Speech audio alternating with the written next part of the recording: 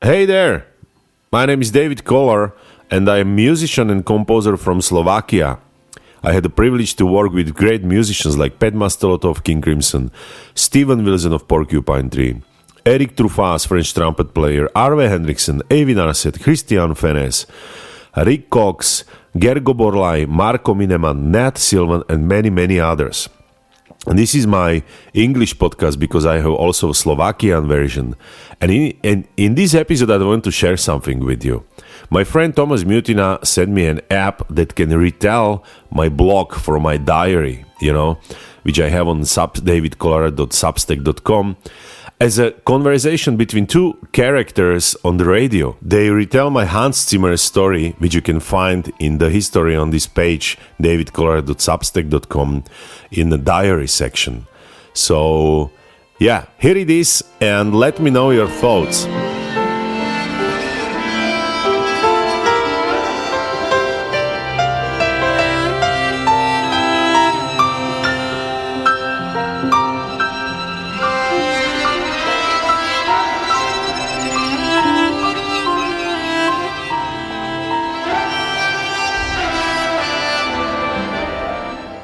Today we're gonna do a deep dive on David Kollar. Oh yeah, Call of course, but this is gonna be a little different. We've got this blog post that he wrote, and it's all about this kind of like years-long quest he had to collaborate with film composers, right.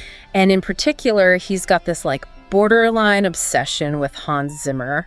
Yeah, this blog post is so cool because it's like it's not just a how I made it story. Yeah, it's like a glimpse into his creative process and all the ups and downs. Oh, neat. Like all the near misses and how sometimes like the path you don't take ends up leading to something even cooler.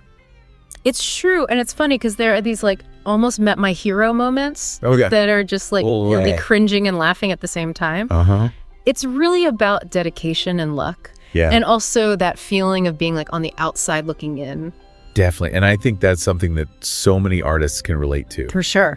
Like no matter what level you're at. Totally. Do you always feel like you're kind of like trying to break into some, some new circle or something? Yes, for sure. And even someone as talented as Kollar is facing those same struggles. Absolutely. So Kollar kicks things off in the blog post by talking about his early fascination with Hans Zimmer. Of course. Right. Like what else is new? Makes sense. But he was just blown away by the Dark Knight soundtrack and really connected with Zimmer's idea of like finding these unique voices in music. And that makes total sense when you look at Kollar's work. Totally. Like the guy's a machine. I know. Like by age 38, he had already done like 18 films. It's insane. 6 theater shows. Yeah. Radio played 2 books. I know, it's crazy. And released over 40 albums on Bandcamp. It's unbelievable. This is someone who is serious about making music. Yeah, she does not mess around. And he's not just working like in a vacuum, he's collaborating with all these big names too. Exactly. Like Pat Mastelotto, who you might know from King Crimson, John Van Tongeren, Steven Wilson, like all these people that have connections to Zimmer, but for him, Zimmer still remained like just out of reach. And it just shows you that even with all that talent, and with a pretty good network, like breaking into certain circles can feel impossible. It's true. Like being so close and yet so far away. Yeah. It's tough. And speaking of being close but not quite there, Kollar's 2014 U.S. tour diary entry is where things take a turn. This is where it gets good. So picture this. Kollar goes to Zimmer's studio in L.A., USB drive in hand, filled with his music, ready to, make his dreams a reality. Go for it. And what happens? He gets shut down by a security guard. Oh, no. Who tells him that all unsolicited material goes straight into the trash. Ouch. I know, right? That's gotta hurt. Talk about a bold move. Yeah. Like, that takes guts to do that. I know. And to just be like completely shut down. Rejection. I know it's brutal, but also kind of funny. Yeah, it's so fun. Like you can just feel his frustration. Yeah. But it's also like, this is where his persistence shines through. Oh, totally. Like instead of letting that rejection get him down, it just fuels his fire even more. For sure. And this isn't even an isolated incident. Okay. Like he talks about this gypsy band, the songwriter, who worked on the music for Sherlock Holmes too. Right. And apparently they ended up having dinner with Zimmer What? After a recording session. Just shut up. Just like a casual hangout. You kidding? Can you imagine Kollar's reaction reading this? Oh my God, I would be so mad. It's like, talk about a near miss. Total near miss. Like, the universe is just teasing him. You can almost sense this feeling of like, yeah, why not me? You know? Oh, for sure. And then there's this story about him trying to contact Zimmer's assistant. Okay. And he tries to name drop Guthrie Govan, who plays in Zimmer's band. Yeah. Thinking it'll give him some clout. Oh, no. But it backfires like spectacularly. Oh, God, that's so cringy. It's so cringy. But haven't we all been there? Oh, yeah. Like where you try and like casually mention someone famous. I know. And it just blows up in your face. Totally. But what's interesting is that it shows how badly he wants this. It does, yeah. Like, he's not just some fanboy, you know? Right. He sees Zimmer as this creative force, Yeah. someone who's like really pushing the boundaries of film music. Totally. He even brings up Stanley Kubrick. Oh, wow. And how he used all these like really unconventional composers Yeah. like Jetty and Penderecki for The Shining. Right. And you can tell Kollar like admires that kind of bold artistic vision. Absolutely. And that's what makes Kollar so fascinating to me, is that despite all these setbacks, he just keeps refining his craft. He keeps going. And he ends up working with some seriously big names in experimental music. Yeah. Like Eric Truffaut, Fennis, Arve Henriksen. Right. Like, it's like he's building this network of like creative giants. That's awesome. And then he has this really cool conversation with Adam Jones. Oh, cool. The guitarist from Tool. Yeah. And Jones, by the way, did the album art for Kollar's Kamara project. Oh, wow. That's a great connection. Yeah, it's pretty cool. Yeah. But what's interesting about their conversation is that Jones gives Kollar some crucial advice. Okay, what's that? He tells him to stop focusing on chasing collaborations. Okay. And instead pour his energy into developing his own unique vision. Interesting. Like, he's basically telling him, like, you're already amazing. Yeah. Stop trying to, like, fit into someone else's mold. Right, be yourself. Yeah.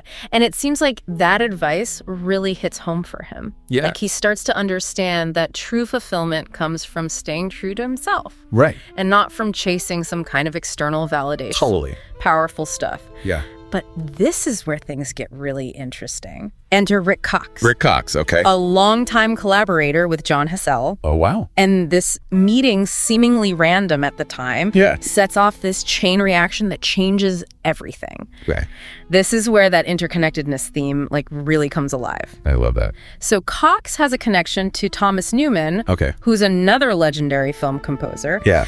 And Newman knows Chas Smith, who in turn knows all these music editors, who, you guessed it, have connections to Hans Zimmer. Oh my God, are you kidding? It's like a musical game of 6 degrees of Kevin Bacon. It really is. Like, he spends years trying to reach Zimmer directly, only to stumble upon this winding path that leads him to another incredible composer. That's amazing. Thomas Newman. It's so crazy how life works like that. I know. Like, you just never know. You never know where these connections are going to lead. It's crazy. That's so cool. The irony is amazing. Right? It's amazing. Like, it's a powerful reminder that sometimes the most fulfilling opportunities come from these, like, totally unexpected places. Totally. And what's even cooler is that the recording session with Newman and Cox sounds like a dream come true.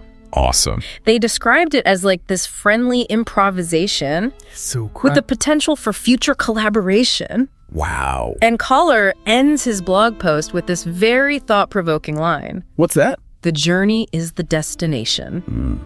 Makes you wonder. I know. Was his whole pursuit of Zimmer actually about Zimmer at all? Yeah. Or was it about like the self-discovery and the growth that came from chasing that seemingly impossible dream? I love that. Like, what if he had met Zimmer back in 2014? Yeah. Would things have turned out the same way? Totally. It's like one of those what if moments, you know? Right. That makes your head spin, makes you think, like, maybe getting rejected back then was actually the best thing that could have happened. Totally. Like, it forced him to level up his skills, connect with other musicians, and forge his own path, you know? Yeah. Who knows if he had achieved that goal early on? Right. Maybe he would have had the same drive to explore. I know. It's crazy to think about.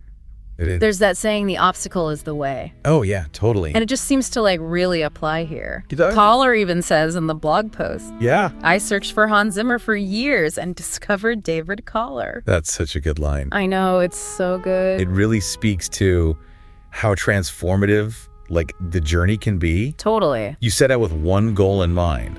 Sure. But it's the experiences and challenges along the way that really shape you. It's so true. And reveal your potential. Thinking back to that U.S. tour diary entry. Oh, yeah. I can't help but just laugh at that image of him. I know. Like ringing Zimmer's doorbell. Yeah. Only to be told, your music's going in the trash. Yeah. It's brutal. It is. But also kind of inspiring in a way. It's true. It shows how determined he was. Yeah. It's a good reminder that even the most successful artists face rejection. For sure. It's all about how you respond to it. Totally. Kollar could have just given up. Yeah. But instead, he used that to fuel his creativity. Exactly. And push himself even further. And it's not like he was seeking external validation. Right. He talks about feeling like an outsider in the music industry and how he doesn't need to please everyone. Right. He's driven by this passion for creating music that's meaningful to him. Yeah. Music that tells a story. And you could hear that in his music. Oh, totally. Like that authenticity shines through. Yeah. It's not about chasing trends or anything. Right. It's just about staying true to his vision. And that makes his eventual collaboration with Thomas Newman even more special. I agree. It wasn't about achieving some arbitrary level of fame. Right. It was about connecting with another artist. Yeah. Who shared that passion for pushing boundaries. Exactly. And think about all the people he met along the way. Oh my God, I know. Pat Mastelotto, Steven Wilson, Eric Trefaz, Finesse Arv Henriksen. It's an incredible list. These are some of the most innovative musicians out there. Totally. And these connections didn't just appear out of thin air. Right. They were built on years of hard work and dedication. It really highlights the power of networking. Yeah. But not in that, sleazy way. Yeah, not the bad kind of networking. Yeah, it's about building genuine connections and fostering mutual respect. Totally. Kollar's story is a testament to that idea. It is. That success often comes as a byproduct. Oh. Following your passion and connecting with like-minded people. Couldn't agree more. And it's rarely a straight path. It's not. There's always going to be twists and turns. For sure. Setbacks and opportunities. Yeah. The key is to stay open to the possibilities. Yeah. Embrace the unknown. Totally. And never lose sight of your own unique voice. I don't know about you, but his story really gets me thinking about all the times I've been fixated on a goal. Yeah. And I've totally missed the value of the journey. It's so easy to do that. It is. What about you? What part of his story really resonated? Oh man, so many things, but yeah, it's funny you should say that because his story really hit home for me too. Yeah. We get so caught up in the end goal, right? The destination, that big shiny destination. Exactly, and we forget to appreciate all the little things along the way. The small wins the connections. Yeah, all those things. Yeah. And those are the things that make life rich. I agree. It's like that saying, life is about the journey, not the destination. I know, right? But it's so easy to forget that. It's so easy to get caught up in that hustle. Totally. Chasing the next milestone. Yeah. And you forget to enjoy the process.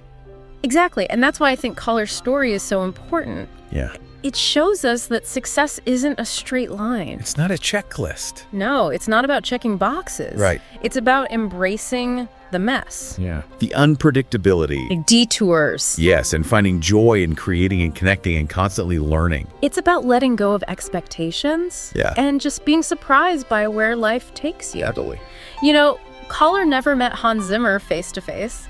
He didn't. But who's to say his journey wouldn't have been just as meaningful if he'd achieved that goal right away? Yeah, it makes you wonder. Right. Were all those years of searching and striving?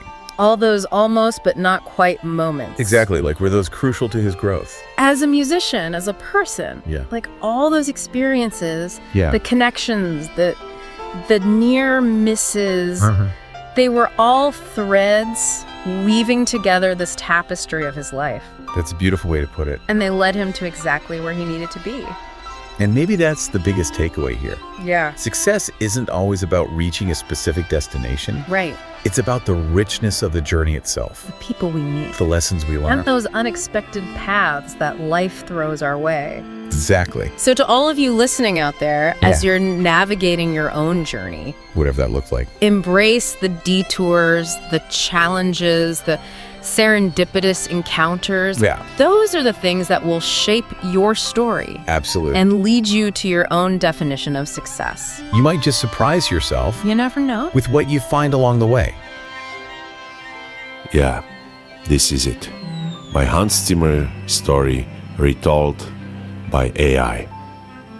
Music, which is playing right now, is my project Oumuamua with Quasars Ensemble, and it will be released on 6th of December on my Bandcamp profile. You can order a CD if you want, or it will be on all streaming platforms, and you can listen to this music there. So thank you very much for listening, and I'm looking forward to read your comments. Okay, have a nice day. Thank you. Bye bye.